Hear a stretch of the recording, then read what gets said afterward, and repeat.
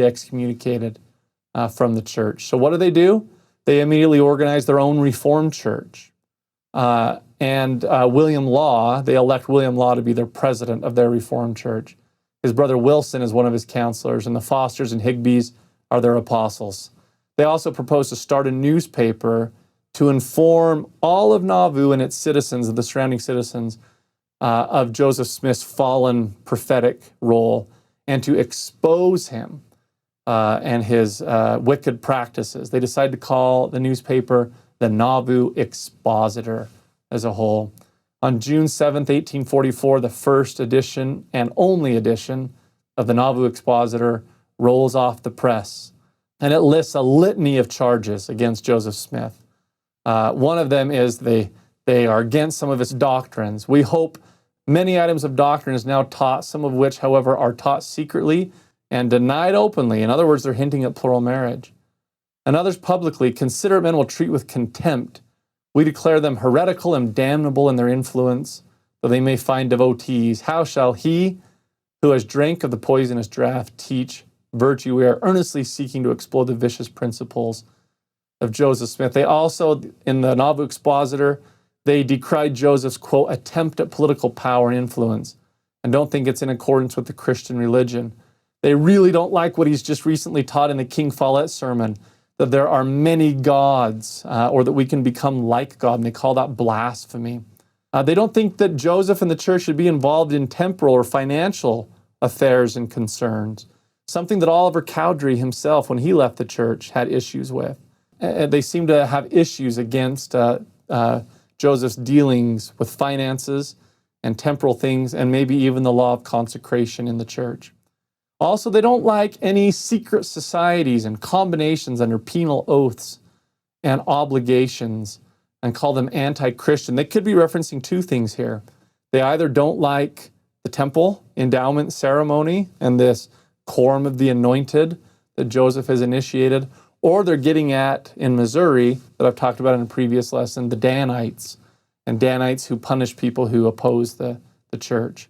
And then last, their other one is they don't like that Joseph is doing this unconditional sealing up to eternal life, that he's giving people their calling and election, so to speak. These are their charges of how they're exposing Joseph as a fallen prophet.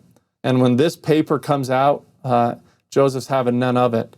As mayor of Nauvoo, which is what Joseph is, he decides to hold a city council meeting and ask what they should do about the newspaper.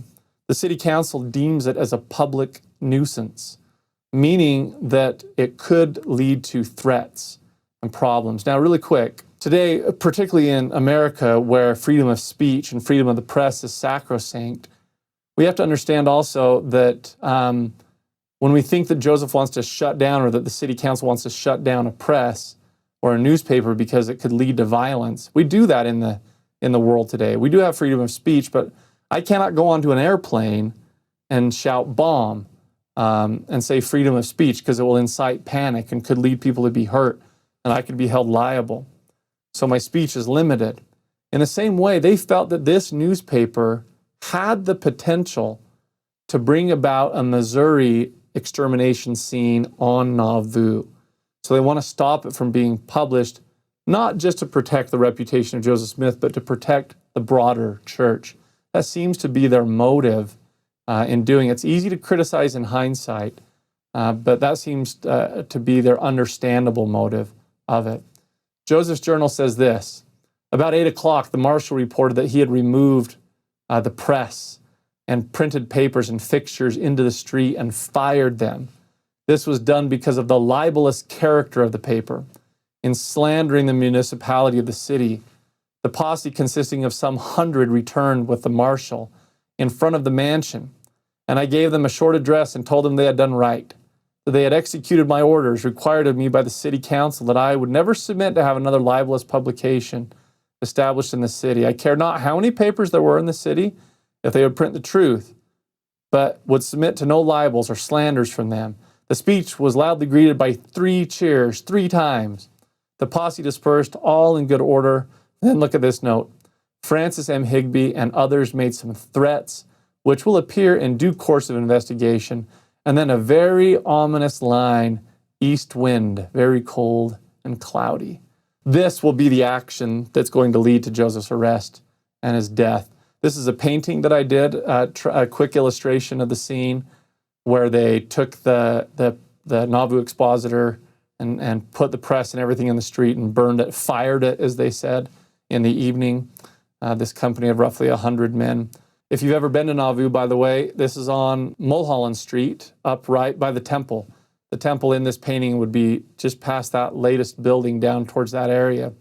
The Nauvoo expositor is right by where there's that kind of buffet right now, right on Main Street. Probably right on that street there is where they did that. See that green awning with the white door is right where the Nauvoo expositor would have been, right there. Well, the next day on June 11th, 1844, William Clayton writes that the Fosters threatened vengeance because the Fosters are part of the Nauvoo expositor. And I should say, by the way, if you want to read Dallin H. Oakes' book, The Carthage Conspiracy, it's so excellent. And with his brilliant legal mind, he looks at this case, and I may be summarizing this wrong, but in essence, Elder Oakes, with his legal experience in mind, says, under the law and under the circumstances, they had every right to stop the printing of the paper. Where they erred and where they overstepped was in the destruction of the property. They did not have the right to destroy someone's property, which is what they did here. Back to this, William Clayton wrote that the Fosters threatened vengeance, and several of them said that the temple shall be thrown down, Joseph's house burned, and the printing office torn down. Francis M. Higbee threatened hard, end of quote.